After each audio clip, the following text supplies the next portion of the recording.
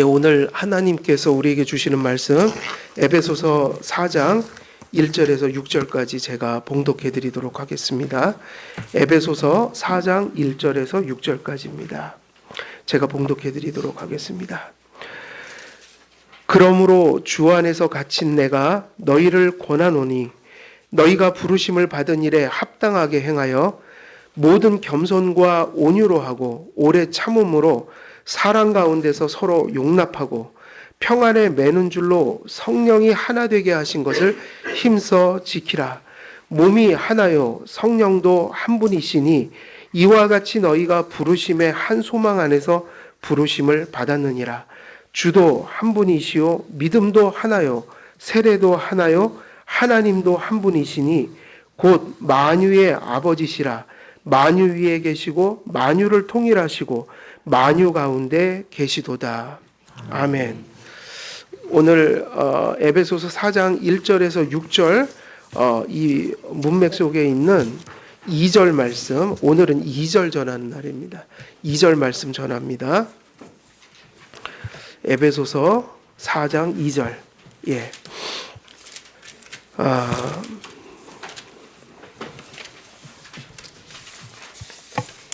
우리가 지난 시간에 그 하나님 앞에 부르심에 합당하게 행하라. 그래서 부르심에 합당하게 행하라. 그래서 그 말씀은 하나님께서 우리를 구원으로 불러주셨으니 그 하나님의 부르심의 은혜가 우리 안에 나타나야 하지 않습니까? 그래서 하나님은 주신 것으로 당신께서 베푸신 은혜를 가지고 우리에게 그렇게 살라고 요구하고 계신 거예요. 그러니까 당신이 주신 것으로 살라고 요구하시니 그 삶도 은혜다. 성화는 은혜죠. 근데 그 은혜의 그 복음의 핵심을 우리가 이렇게 얘기할 수 있다고 그랬죠. 복음의 핵심은 뭐죠? 허물과 죄로부터 우리가 용서받고 거듭나는 생명을 얻는 것. 그리고 두 번째는 그렇게 거듭난 자들이 새롭게 되어 교회를 이루는 것이죠. 그래서 이제 이 말씀은 사실은 교회론으로 가는 거예요. 그래서 이 문맥 자체가 너희를 거듭나게 하셨고 너희들에게 새 마음을 부어주었으니 그 성품으로 뭐를 하나 된 것을 지켜라. 교회를 지켜가라. 이 말씀이 이제 전체 문맥이거든요. 그래서 오늘 이제 오늘 몇 절이에요? 8절이죠. 8절 말씀은 그 거듭난 자들이 그 성품으로 교회를 이루어 가라고 할 때 그 성품들에 대한 내용들이 구체적으로 나와 있어요. 그게 어떤 내용입니까? 모든 겸손, 온유, 그리고 오래 참음으로 사랑 가운데 서로 용납하는 마음이에요. 그러니까 이러한 거듭난 심령이 없이는 교회를 이룰 수가 있어요? 없어요? 없어요. 그래서 교회는 우리가 오후에 기독교 강요 공부할 때 교회가 아무리 힘을 써도 그 교회는 가라지가 있을 수가 있단 말이에요. 믿음으로 신앙생활하는 게 아니라 그냥 종교인, 성령의 능력으로 하나님의 계명을 지키는 게 아니라 그냥 도덕성으로 살아가는. 그래서 거듭나지 못했기 때문에 성도가 지녀야 될 하나님이 주신 성도의 성품을 지닐 수 없단 말이에요. 교회가 그거를 철저히 해서 세례도 똑바로 주고 또 교회에 새로운 분들이 오면 그분들의 신앙을 검증해서 새로운 사람들을 받고 또 그들이 그런 것들을 정리 못했을 때 그걸 전달해주고 이런 것들을 철저히 해도 교회는 사실은 부족한 것이 교회인데 아무나 오면 등록해주고 세례 교육도 안 시키고 세례를 함부로 베풀고 이렇게 어느 교회 가면 그냥 그날이 등록하는 날이 되고 시간이 되면 그냥 1, 2년, 3년 지나면 내가 3년 동안 신앙생활 했으니까 집사 직분 주시오, 장로 직분 주시오. 이런 교회가 되면요. 어떻게 될 것 같아요? 복음도 똑바로 전하지 않고 교회가 그러한 교회가 철저히 행해야 할 신앙적 검증과 교육을 말씀을 전하지 않고 그렇게 모였을 때 그 교회는 어쩌면 복음이 분명하지 않은 만큼 회심하지 않은 자들이 교인의 자격을 가지고 심지어는 직분까지 행사하면서 교회를 그렇게 어지럽히는 일들이 많아질 수밖에 없어요. 오늘날 교회들이 세례도 그렇게 주고 직분도 그렇게 주고 한 교회의 교인이 되는 일이 그렇게 쉬워진 세상이 되어버렸어요. 그러면 안 돼요. 그러면은 큰일 납니다. 교회가 교회다워지는 길은요, 뭐밖에 없어요? 여러분, 세상적인 성품이 착하다고 교인인 게 아니에요. 거듭나야 되는 겁니다. 거듭나지 않으면 죄인일 뿐이에요. 세상에서 착하다라는 기준이 있을 뿐이지 교회는 그것이 기준이 될 수가 없어요. 교회는 거듭난 사람들이 모여야 돼요. 적어도 믿음을 분명히 가진 사람들, 적어도 하나님 앞에 돌이킨 사람들, 그게 뭐죠? 회심, 믿고 회개한 자, 그리고 삶 속에 회심의 회개를 계속 지속하고 있는 사람들, 이 사람들이 모여야 돼요. 근데 그것도 지난번에 말씀드렸죠? 우리가 그 진리를 다 알 수가 없잖아요. 우리는 철저히 하는 길밖에 없는 거예요. 그래도 그것을 하는 교회들은 달라요. 다릅니다. 왜 이 얘기를 드리냐면 오늘 본문 그대로예요. 교회가 하나 되는 것은 어떤 사람, 우리가 성도들 속에 어떤 것이 나타나야 합니까? 모든 겸손과 온유로 오래 참음으로 사랑 가운데 서로 용납하며 평안에 매는 줄로 성령이 하나 되게 하신 것을 힘써 지키라. 이것이 어떻게 세상 도덕성 갖고 할 수 있느냐 말이에요. 이건 거듭난 사람에게만 나오는 신앙 성품이에요. 그래서 교회는요, 절대로 타고난 인간 본성의 착함이나 도덕성 혹은 그분이 세상에서 사회생활하면서 얻은 풍부한 지식과 경험으로 교회를 운영하는 게 아니에요.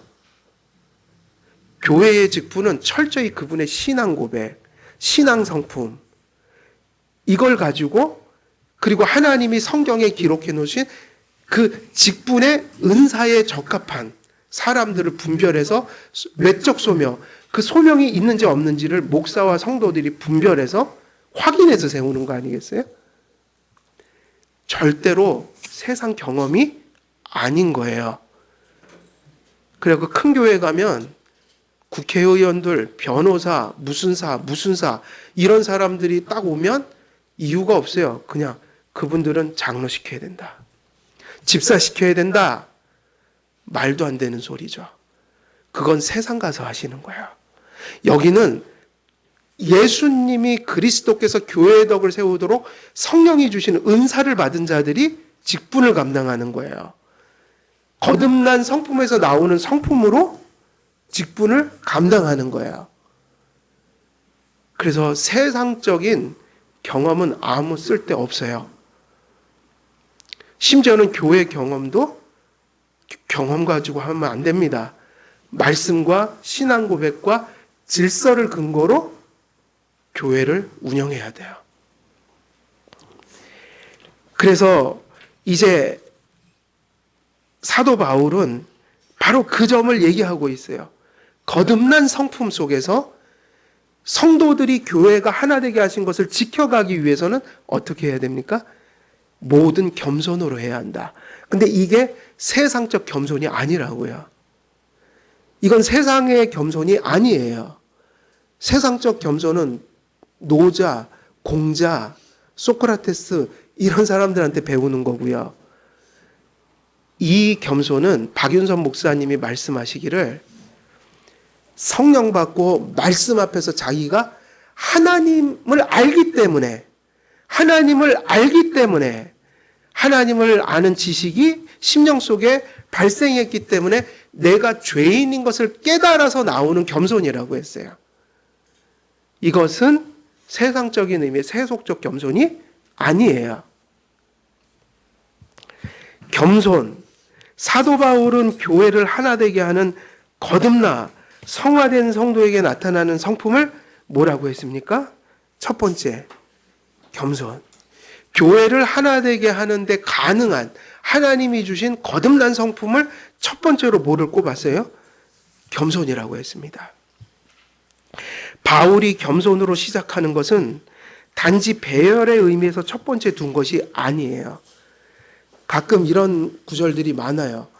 성령의 8가지 열매, 제일 앞에 뭐가 있죠? 사랑. 혹은 오늘도 이 겸손을 맨 앞에 뒀거든요.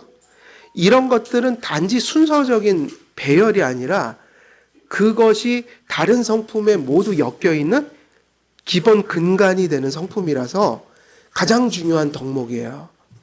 그래서 어거스틴이 괜히 그 얘기를 한 게 아니라 기독교의 최고의 덕목은 뭐라고 그랬죠?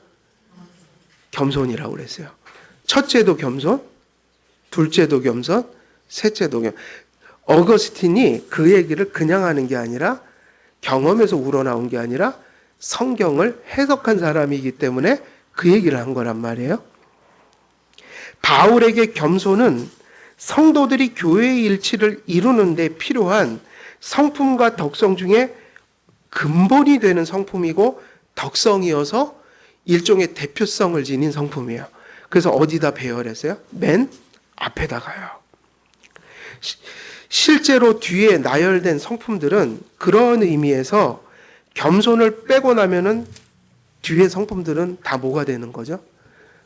가짜가 돼버리는 거예요. 가짜. 내가 사랑이 많다고 하면서 교만해요. 그럼 그 사랑은 가짜예요. 겸손은 모든 성품의 근간이에요. 뒤에 나오는 성품은 그 모든 앞에 나왔던 겸손과 조화되는 그것이 있음으로 발생하는, 어찌 보면은 기독교에서는 무슨 성품 구분은 할 수 있어도 이게 분리가 될 수 없다. 그래서 전에 어떤 목사님과 대화하면서 그 얘기가 맞다. 저도 동감한다. 성령의 8가지 열매는요, 따로따로, 예를 들면 어떤 성도는 사랑만 있고 어떤 성도는 절제만 있고 이런 걸까요? 그게 아니라 8가지 성품은 하나예요. 그냥 성령의 열매인 거예요. 마치 빛이라는 게 하나인데 거기서 스펙트럼으로 비추면 그냥 8가지 색으로 스펙트럼이 구분될 뿐이지, 빛은 8가지 색이 7가지, 8가지예요. 7색깔 무지개니까. 예, 저는 상식이 좀 부족해갖고. 그래서 이 7가지 색이 하나잖아요. 그래서 빛이 나오잖아요. 그래서 성령의 8가지 열매는요, 성도가 모두 실천하려고 애써야 되는 거지, 나는 이게 있으니까 저거 안 해도 그런 의미가 아니에요. 오늘 말씀도 거의 비슷합니다. 그래서 다시 말하면 기독교인으로서 우리가 살아가고 있는가를 물을 때 그 출발점이 뭐인 거예요? 겸손인 거예요. 그래서 사실은 성경에서 가장 욕을 많이 먹은 사람이 누구예요? 솔직히 말하면 가장 거룩하게 살았던 사람들이란 말이에요. 이 사람들이. 종교적으로. 근데 성경에서 누가 제일 욕을 많이 먹었을 것 같아요?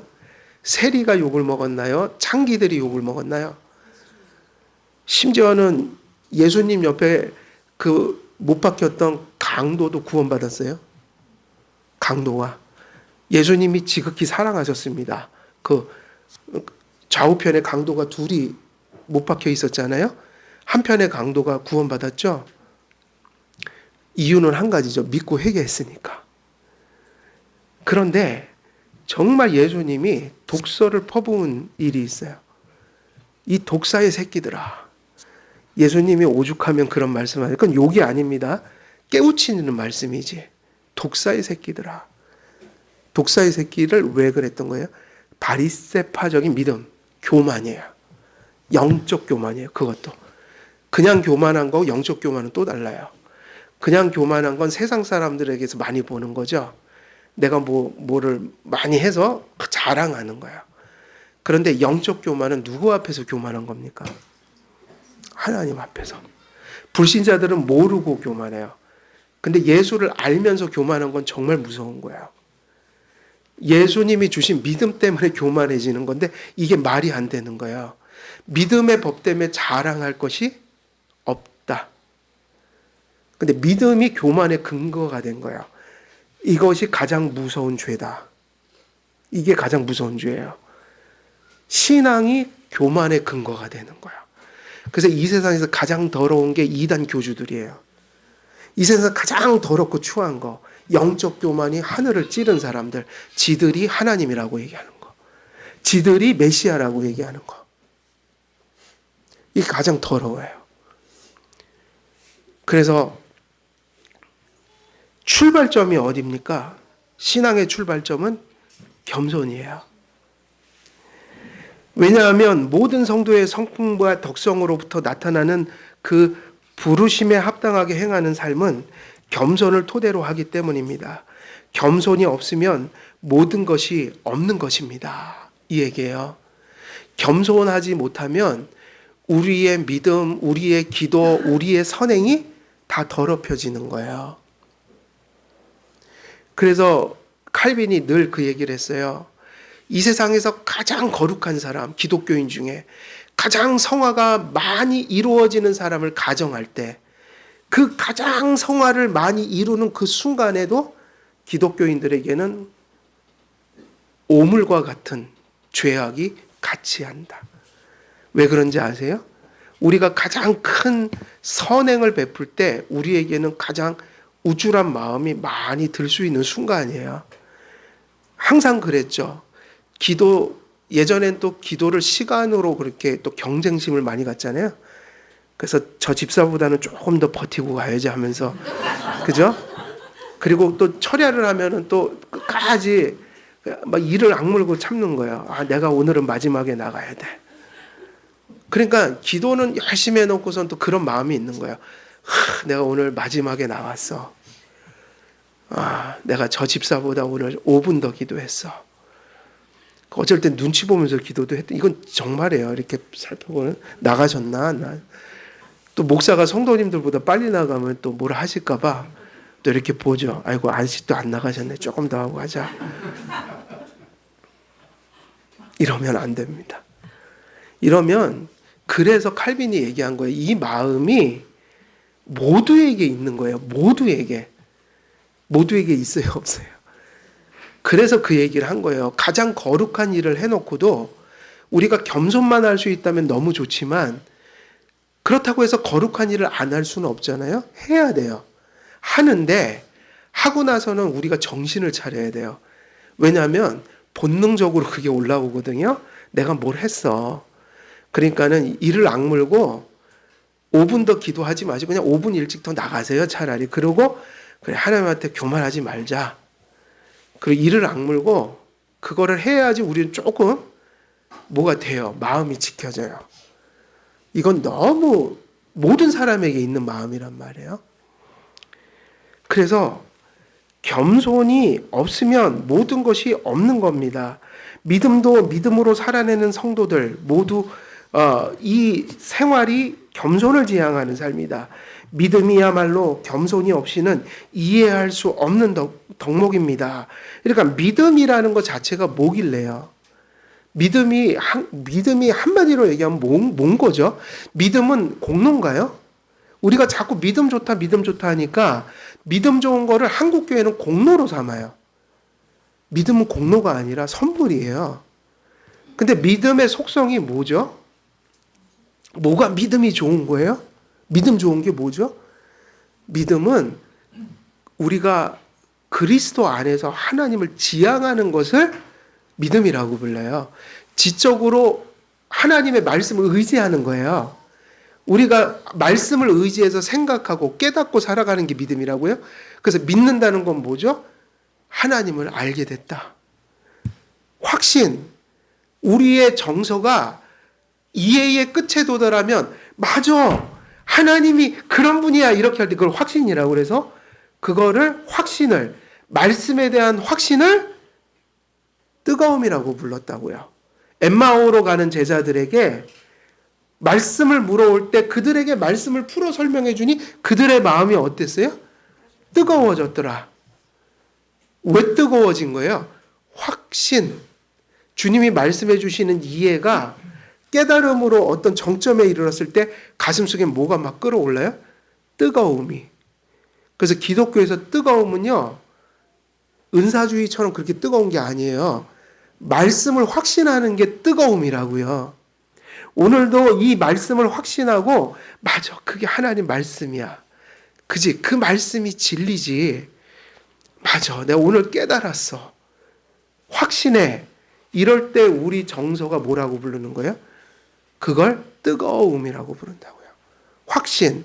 그러니까 우리의 정서가 누구를 지향할 때 그것을 믿음이라고 그래요? 하나님. 그리고 의지.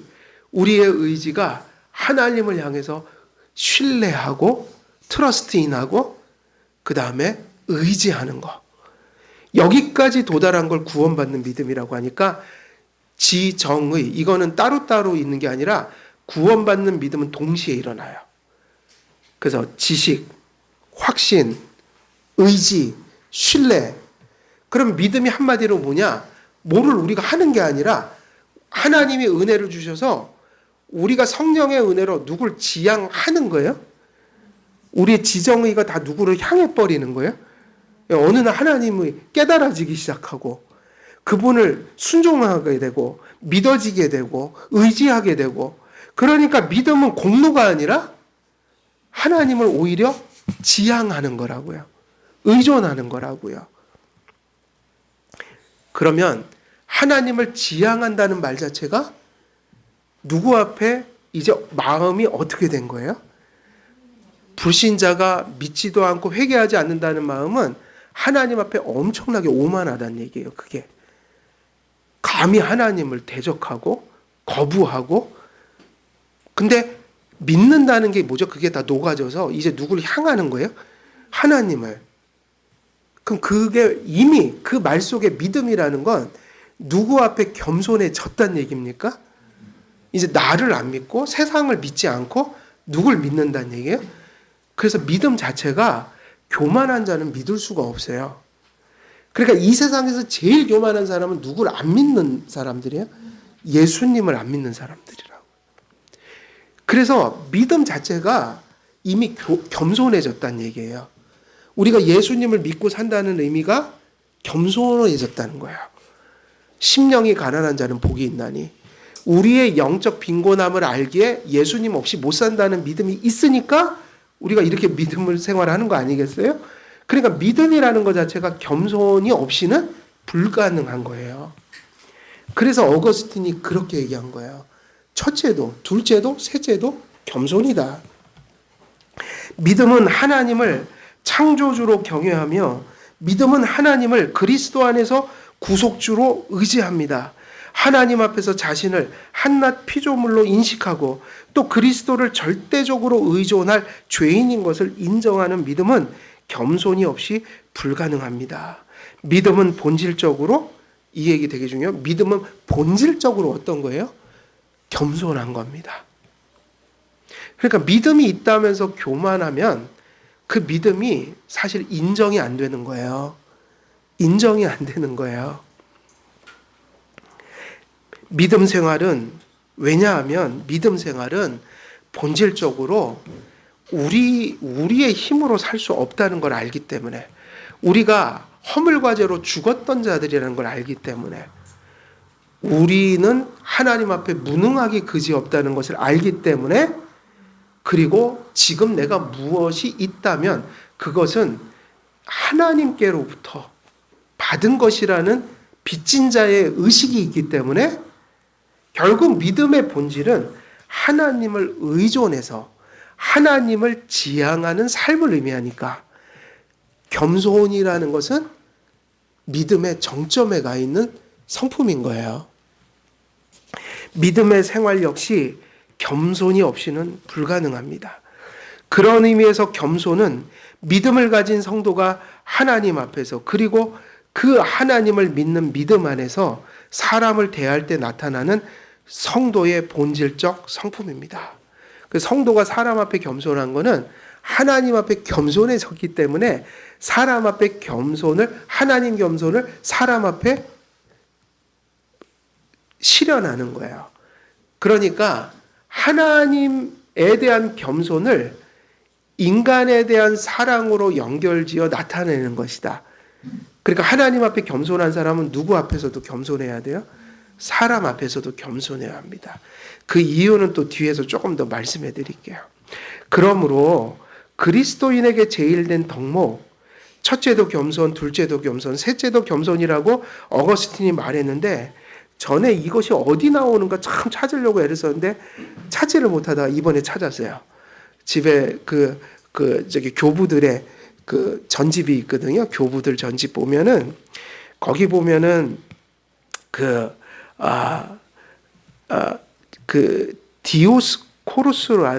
디오스코루스에게 보내는 편지 서신이 있어요. 그 어거스틴의 그 책 중에 서신서들 중에 그 안에서 디오스코루스라는 사람에게 보냈던 편지였던 거야. 그래서 요번에 그거를 찾았는데 한 번은 조금 양이 있죠. 한번 들어보시는 게 이제 자주 듣는 얘기는 아니니까. 그래서 첫째도 겸손, 둘째도 겸손, 셋째도 겸손이 그 본문이 원문이 어떤 내용을 담고 있는지 한번 우리가 의미를 생각하면서 한번 들어봤으면 좋겠어요. 나의 디오스코루스여, 나는 그대가 온전한 경건으로 자신을 하나님께 드릴 수 있기를 바랍니다. 또 나는 그대가 그대 자신을 위하여 우리 행위의 약함을 보고 계시는 바로 그 하나님께서 준비하신 그 진리만을 붙잡는 사람으로 자신을 준비할 것을 기대합니다. 그 길의 첫 번째 부분은 겸손입니다. 둘째도 겸손입니다. 셋째도 겸손입니다.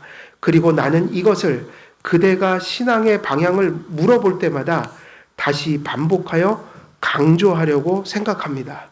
다른 교훈을 줄 것이 없어서가 아닙니다. 다만 우리가 행하는 모든 선한 일, 동시에 우리가 생각을 따라 지켜나가려는 그 목적들, 우리가 최선을 다하는 노력들, 우리 스스로 점검하면서 조심하는 것들도 겸손히 앞서가며 동행하고 또 따라오지 않고는 그 모든 선한 행위들을 스스로 치하하고 싶어하는 교만이 모든 것을 우리의 손에서 빼앗아 가 버리기 때문입니다. 앞에서 얘기했던 내용 그냥 요약하고 있어요. 그죠? 겸손이 덕목의 전부는 아니다. 그러나 이것이 없으면 뒤에 것이 의미가 없다. 그리고 우리는 항상 선한 일을 하면서 심지어는 영적으로 매우 영적인 일을 하면서도 그것을 치하하고 싶은 유혹에 빠질 때가 많다. 뭐 그런 얘기를 합니다. 우리가 잘못을 저지를 때 그에 따르는 모든 다른 악덕들은 스스로 알 수 있습니다. 그러나 설령 우리가 옳은 일을 할 때에도 특히 교만을 더욱 두려워해야 하는 이유는 그 일을 칭찬받을 만큼 잘했다 해도 그것에게 갈채를 보내려는 욕망 때문에 변질되지 않도록 하기 위함입니다. 그런 의미에서 많은 유명한 웅변가들이 유창한 웅변을 하려면 반드시 그 첫 번째로 지켜야 하는 것이 무엇이라고 생각하느냐는 질문을 받게 될 때 대답하는 것과 같습니다. 첫째는 잘 전달하는 것입니다. 그렇다면 두 번째로 중요한 것은 무엇이냐 질문을 받을 때에도 그들은 잘 전달하는 것, 셋째도 잘 전달하는 것이라고 대답하는 것과 마찬가지로 나도 기독교의 교훈이 무엇이냐고 되풀이해서 물어볼 때마다 나는 어쩌면 다른 것들도 말할 필요가 있다는 생각을 하면서도 언제나 오직 겸손을 말하게 되는 것입니다. 요게 이제 우리가 평소 때 들었던 세 가지 겸손 강조했던 것의 그 원문이에요. 이런 맥락에서 이걸 전했던 거예요. 근데 가만히 들어보면 아까 설교 서두에서 얘기했던 내용들이 어거스틴의 사고가 그대로 흘러가고 있어요. 그 어거스틴이 아마 에베소서 말씀을 열심히 읽었겠죠. 예. 그러므로 겸손이란 덕목은 어떤 성품과 덕목 중 하나라기보다는 그 모든 성품과 덕목의 기초요 토대가 되는 거듭난 그리스도인의 본질적 성품이요 덕목이라고 볼 수 있습니다. 그래서 이거를 절대로 이렇게 혼동하지 마세요. 인간이 엄마 뱃속에서 태어나면서 받아온 성품적, 세상적인 겸손 혹은 도덕적 겸손 이런 것 얘기하는 게 아닙니다. 거듭나야만 합니다. 왜냐하면 누구 앞에 겸손이기 때문이에요? 하나님 앞에 겸손이 인간의 앞에 겸손으로 나타나는 것일 뿐이지 이것은 절대로 자연인이 가질 수 없는 성품이에요. 이건 자연인의 성품이 절대로 아니에요. 근데 왜 이 부분이 어려운지 아세요? 다른 죄악들은 스스로 잘 깨닫는데 교만은 자기가 잘 몰라요. 자기가 교만한 사람이 교만하다고 느끼는 걸 별로 본 적이 없어요. 대부분은 자기가 겸손하다고 생각해요. 심지어는 겸손하다고 생각해요, 자기가. 근데 타인이 보면 교만해요. 그래서 어려워요. 저는 가끔 유튜브를 자꾸 돌려보거든요. 어쩔 때는 제가 요즘에는 이상하게 코로나 끝나고 나서부터 이렇게 목소리가 커졌어요. 감정이 좀 세졌나 봐요. 이전 걸 들으니까 좀 조용조용해요. 근데 교만해진 건 아닙니다, 여러분. 용서해 주세요. 왜냐하면 저 교만할 사람이 아니에요. 전 잘 알아요, 제가. 교만할 수 있는 사람이 아니에요. 어쩔 때 하나님한테 그렇게 기도할 때도 있어요. 왜 하나님 저 같은 인간을 부르셔갖고 저를 자꾸 고민시킵니까? 세상에 정말 좋은 분들 많은데 저는 그렇게 괴로워할 때가 너무 많은 사람이라 근데 요즘에 왜 이렇게 목소리가 커졌는지 모르겠어요. 코로나 때 약간 정서적으로 눌렸었나 봐요. 어찌됐든 되게 커졌어요. 그리고 어쩔 땐 좀 열심히 하려고 막 하는데 제가 봐도 약간 교만해 보여요. 그래서 몇 번씩 다짐하고 옵니다. 오늘은 좀 조용해야지. 근데 보면 톤이 또 올라가 있어요. 예, 오늘 서론에서도 약간 톤이 올라가갖고 어쨌든 교만해서 그런 거 모르죠. 또 교만해서 그런지도 어찌든 기도해 주십시오. 교만하지 않게 해달라고. 예, 중요한 겁니다. 근데 헷갈려요. 잘 모르겠어요. 교만한 거는 정말 분별하기가 너무 힘들어요. 이런 이유로 사도 바울은 겸손을 특히 수식어를 붙였죠. 무슨 수식어를 붙였죠? 그냥 겸손이 아니라 모든 겸손으로. 되게 강조한 표현이에요. 그리고 이 겸손은 지금 이 성품들이 짝으로 이렇게 나갑니다. 짝으로. 그래서 겸손과 무슨 성품을 짝을 지어줬냐면 온유. 그래서 겸손과 온유로. 자, 그러면 이제 겸손에 대한 성품이 어떤 내용을 가지고 있는지 조금 더 구체적으로 우리가 이야기를 해야 되는데 한 가지 우리가 여기서부터 좀 이게 주목할 점은 뭐냐면 우리가 바울이 복음을 전하던 고대 시대 있잖아요. 적어도 바울이 복음을 전하던 그 주변 헬라 세계 혹은 로마 세대 그 문화 그러니까 고대 시대에는 겸손이라는 말을 쓰질 않았어요. 잘. 그러니까 이 겸손이라는 말이 있긴 있었는데 이 겸손은 덕에 들어가는 게 아니라 무슨 목록에 들어가는 걸까요? 악덕에 들어가는 거예요. 겸손은 고대 시대의 덕이 아니었어요. 특히 이 로마 시대, 헬라 시대 이 세계는 동양에서 공자 같은 분이 겸손을 얘기는 하지만 그것도 기독교적인 건 아니니까 조심하셔야 돼요. 근데 중요한 것은 바로 사도 바울이 복음 전하던 문화권에 있어서의 그 시대에는 이 겸손은 매우 멸시를 받는 성품이었어요. 그러나 겸손하면은 사회가 손가락질을 하죠. 왜냐? 그거는 좋은 성품이 아니야.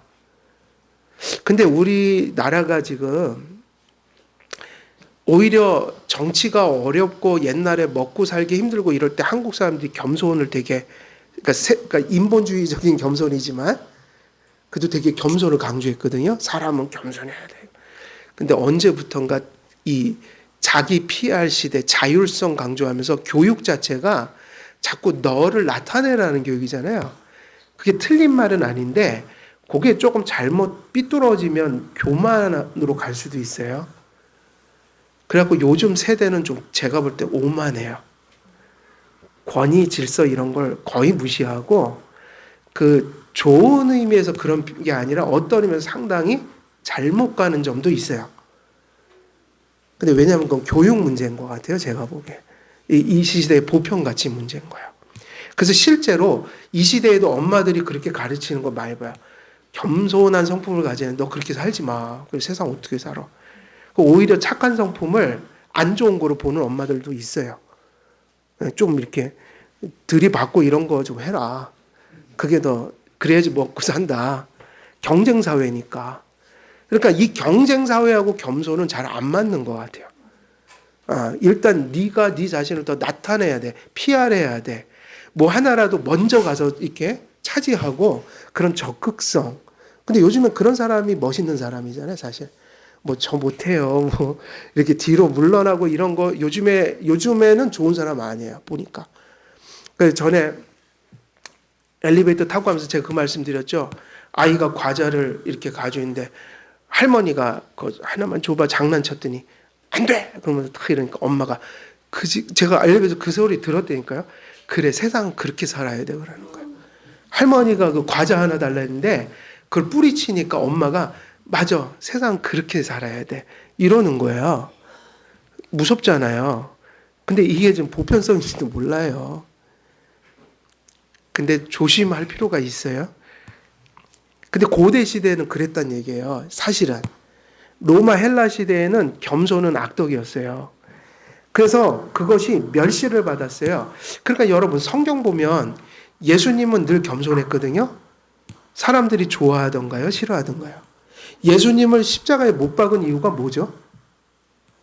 예수님의 구속사역을 한마디로 어떻게 표현했죠? 그는 겸손하여 나귀를 타고, 그죠? 새끼 나귀 타고 들어가셨죠? 그는 근본 하나님의 본체시나 그는 겸손했기 때문에 지상으로 이런 얘기가요 성경에밖에 없는 거예요. 고대 시대에는.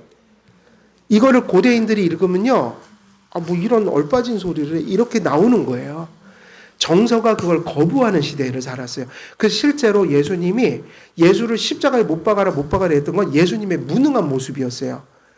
예수님은 겸손이었지만 그 시대는 그게 무능이었다고요. 그래서 그걸 다시 부흥시킨 게 니체예요. 니체의 철학은 그런 거예요. 기독교는 나약한 자들의 철학이라고 그랬어요. 갖고 강한 자들을 혐오하는 마음 속에서 연약한 자들이 자기에 합리화하기 위해서 만든 게 기독교라고 얘기했다고요. 니체가. 그게 니체의 철학이에요. 고대 시대에는 이 고대 사회에는 실제로 겸손을 멸시했어요. 그래서 어찌 보면 예수를 십자가에 못 박아라 했던 그 유대인들과 그리고 실제로 로마 사람들이 예수님을 십자가에 못 박을 때 예수님의 모습은 겸손한 모습이라고요. 근데 그 겸손한 모습은 유대인들로 하여금 실망을 자아내는 거예요. 유대인들은 그래도 구약 성경에서 겸손을 가르쳤지만 그들의 가슴 속에는 그 겸손이 없어요. 구약에서 선지자들과 신약에서 예수님과 사도들이 겸손을 교훈한 것은 고대 이교도들의 사회에서 용납되기 힘든 것이었습니다. 헬라와 로마인들은 겸손을 자존심의 결여로 보았어요. 그러니까 헬라와 로마 시대의 가장 중요한 가치는 뭐예요? 자존심이에요. 근데 오늘날 어디서 많이 들어보냐면 모든 심리학이 맨날 기독교 상담하는 분들도 맨날 밥 먹으면 떠들어대는 게 자존감. 도무지 그 자존감은 기독교적인 사상인지 아닌지 좀 모르겠어요. 기독교 상담은 맨날 자존감 갖고 씨름을 해요. 맨날 자존감 얘기. 나쁜 짓 하면서도 자존감에다가 다 뭐 이렇게 다 핑계대고.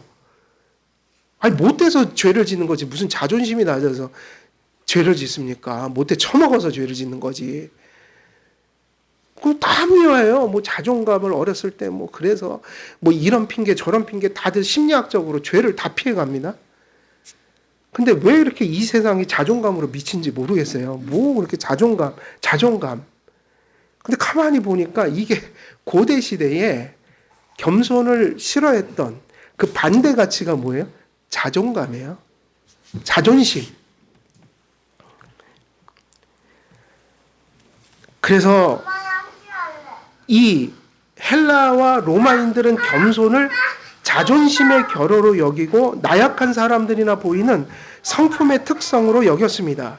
이들은 겸손을 노예나 혹은 종이 보이는 비굴하고 굴욕적이고 굽실거리는 복종과 같은 것으로 여겼어요. 그러니까 겸손이라는 덕은 누구들이나 하는 행동이에요? 노예들, 종들. 그래서 사실은 그 당시의 주인들은 종이나 노예에게 무지막지했잖아요. 그죠? 무지막지했죠. 네, 종들은 그렇게 취급을 당해야 되는 존재고, 그럼 매우 극치로 그 반대로 대접받는 게 주인들이었다. 그러니까는 겸손이라는 걸 그런 구도 속에서 보고 있는 거야. 그래서 이런 이유로 본문에서 겸손을 나타내는 헬라어 단어 타페이노스, 프로수네라는 명사는 겸손을 중요시하는 신약시대 이전에는 사용된 적이 거의 없어요. 그러니까 한마디로 말하면 긍정적인 면에서 신약 성경에서 겸손이라는 명사를 가져왔거든요. 이 명사 자체가 존재한다고요, 안 한다고요? 그 시대에 사용하지를 않아요. 가끔 뭐만 가끔 나오냐면 형용사 타페이노스라는 형용사가 나오는데 그거는 어떻게 쓰냐면 바로 노예들이나 종들을 가리켜 그렇게 누군가를 경멸할 때 너는 왜 이렇게 노예처럼 사니? 너는 왜 이렇게 종처럼 사니? 겸손을 그렇게 조롱할 때 쓰는 단어가 형용사였어요. 그러니까 가만히 보면요. 성경은요. 그 시대를 거슬러 기록된 거예요. 항상 남녀가 평등하다는 얘기도 성경에 밖에 없습니다. 고대 시대에. 남자와 여자를 하나님 형상으로 만드시고 남녀 평등이 성경 외에 어디서 나와요? 그 시대에는 아이들과 여자를 인간 취급을 안 했다고요. 그 시대에는. 성경은 남녀를 동일한 하나님의 형상을 가진 존재로 동등하게 여겼어요. 이 성경 속에서 겸손을 얘기하는 것도 사실은 바울이 살던 그 주변의 문화 속에서는 매우 희귀한 거예요. 그리고 사회를 역행하는 거예요. 그 사람들이 그렇게 떠들어대고 추구하는 가치에 완전히 거꾸로 사는 모습을 보여준 거예요. 그러니까 예수님이 이 시대에 혹은 구약 성경이 그러한 이교 문화, 이방 문화에 이렇게 둘러싸여 있던 그곳에서 그러한 기록이 남아있다는 것 자체가 이 말씀이 결코 그 세상성을 쫓아가서 기록된 것이 아니다. 그러므로 고대 시대에도 구약과 신약 성경이 겸손을 중요하게 여기되 그것을 넘어 하나님 백성의 본질적이고 근본적인 성품과 덕성으로 강조한 것은 고대 사회와 이질적이고 고대 사회에서 희귀한 현상이라고 할 수 있습니다. 고대 시대의 성경은 하나님의 백성들에게 세상과 전혀 반대된 길을 제시하고 있는 것입니다. 그래서 여러분 우리가 자존감이니 뭐니 이런 얘기할 때도 기독교적인 자존감을 가져야 되지 않겠어요? 우리의 자존감은 뭐죠? 하나님 창조자고 우리 피조물이라는 자존감이에요. 우리의 자의식은 그거야 된단 말이에요. 그리고 또 뭐죠? 하나님은 구속자시고 우리는 죄인에 불과하다. 이게 우리의 자의식이어야 돼요. 이것을 건강하게 가지면 자존감이 바르게 형성돼. 이게 기독교적으로 얘기할 얘기지. 세상에서 자존감 뭡니까? 그런 게 아니에요. 세상적인 의미에서 내가 자신이 넘치는 거? 그거 아닙니다. 기독교 심리학은 솔직히 말하면 아주 타락해버렸어요. 프로이드 심리학이 아주 물들어 버렸어요.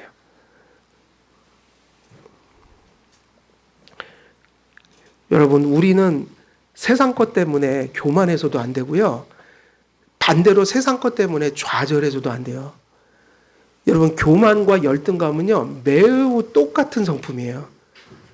어떤 사람이 좌절을 많이 하고 열등감이 많을까요? 어떤 사람이? 교만한 사람이. 교만한 사람이 열등감이 많은 거예요. 열등감이 많은 사람이 어떤 사람일까요? 교만한 사람이에요. 그래서 이 사람들은, 교만한 사람들은 조금 잘 되면 엄청나게 막, 조금 안 되면 어떨 것 같아요? 또 세상에 무너지듯 절망해버려요. 기준이 뭐죠? 세상의 어떤 것으로.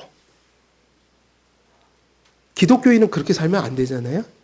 늘 얘기하듯이 잘 될 때도 있고 안 될 때도 있고 우리가 우리 안에 많은 걸 이렇게 드러낼 때도 있지만 하나님이 또 거기까지 주셨으면 거기서 끝내야지 맞는 거잖아요. 그래서 사도 바울이 뭐라고 그랬죠? 일체의 자족을 배웠노라. 그저 하나님 안에서 부족하든 넘쳐나든 가진 것을 자족하며 최선을 다하는 삶. 그리고 거기까지면 그거를 수용할 줄 아는 삶. 그것 때문에 좌절하고 절망하지 않는 삶. 그것을 가지고도 감사할 수 있는 삶.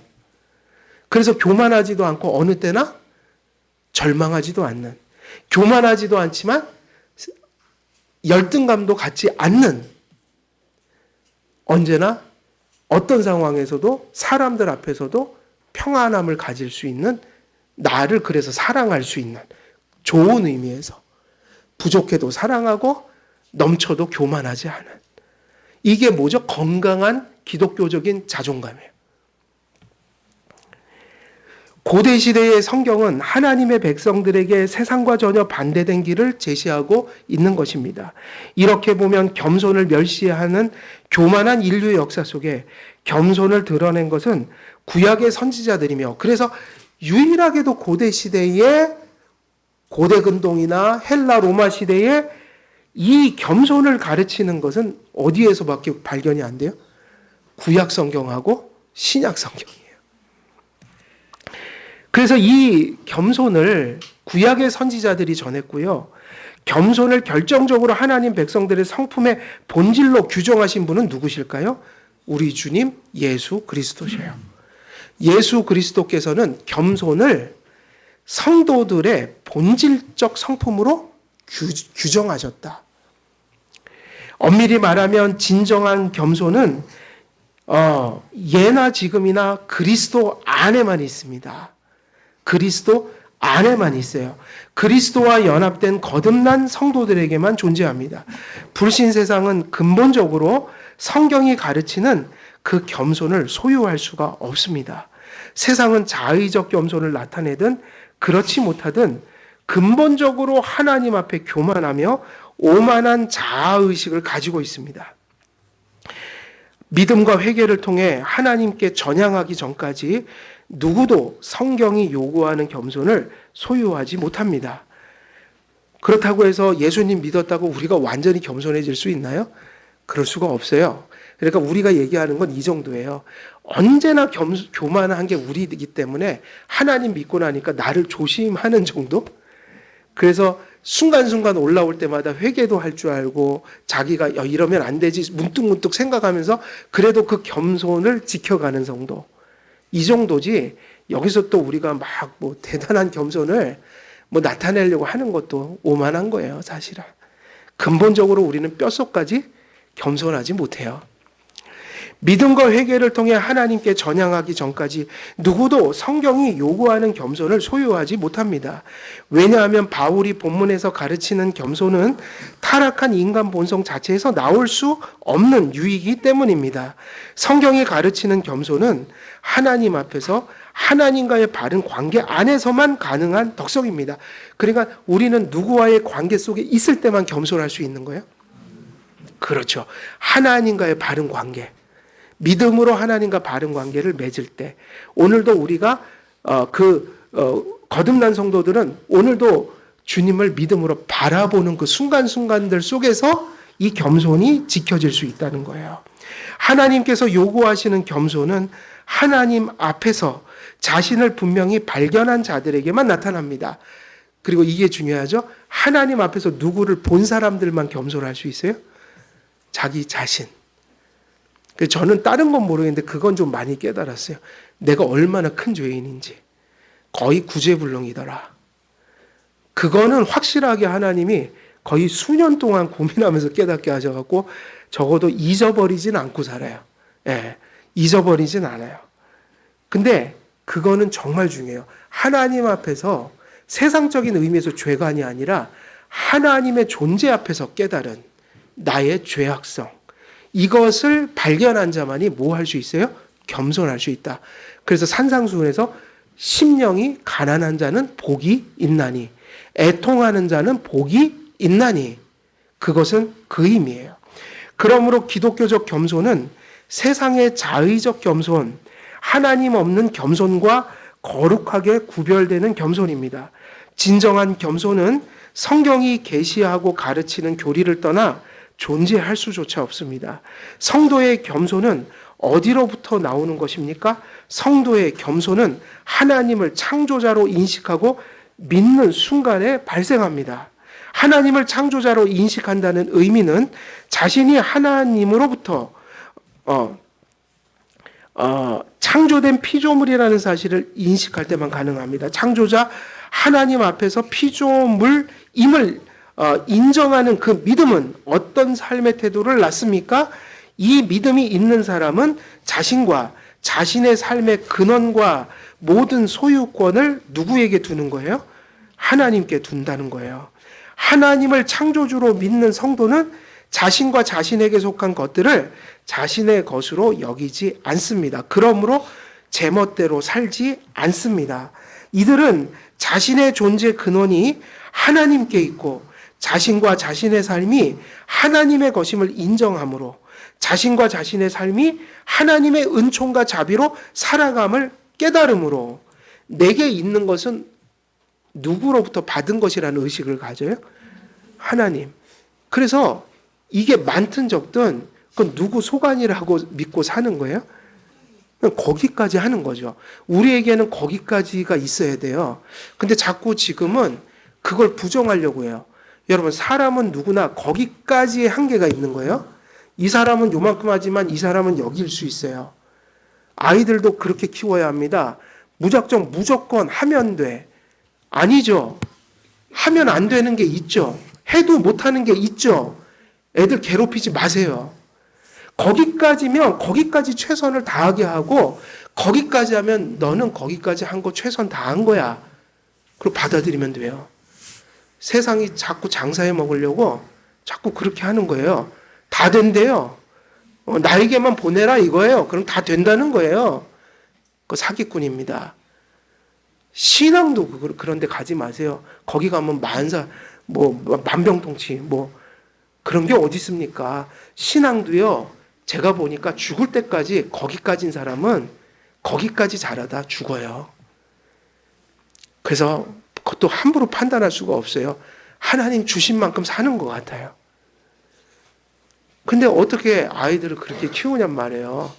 그 아이가 거기까지면 그걸 하나님의 주권 아닙니까? 그래, 너 최선을 다했어. 너무 잘했어. 오히려 우리가 그렇게 얘기해야 돼요. 너 절망하면 안 돼. 너는 내가 최선 다한 거였기 때문에 엄마는 기뻐. 이래줘야죠. 하여간 우리 자식들은 부모를 잘 만나갖고 제가 맨날 몇 점 맞아 오도 그냥 그렇게 얘기를 해요. 다른 건 부족한데 성적은 그렇게 한단 말이에요. 그래갖고 하나님을 의존하고 하나님께 감사하는 삶. 하나님을 의존해서 사는 거예요. 내 힘으로 사는 게 아니라 하나님 의존해서 사는 거예요. 그러나 그것이 내 것이 아니라 누가 주신 거라는 의식 때문에 그래서 거기서 자족할 줄 알죠. 그러니까 이 사람들에게는 겸손한 사람들은 뭐를 많이 해요? 감사를 많이 하고 삽니다. 거기까지여도 너무 감사한 거예요. 하나님이 그것도 거기까지 주셔갖고 거기까지 산 거예요. 하나님이 거기까지 안 주셨으면 우리가 어디까지 살았을까요? 저는 너무 감사해요. 제가 너무 부족한데 하나님 안 믿었으면 도대체 지금 무슨 짓 하고 살았을까? 그래도 하나님 믿어갖고 요만큼 사는 거예요. 그러니까 저는 잘 알죠.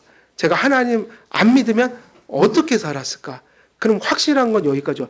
요만큼도 못 살았을 거다. 그럼 100% 맞습니다.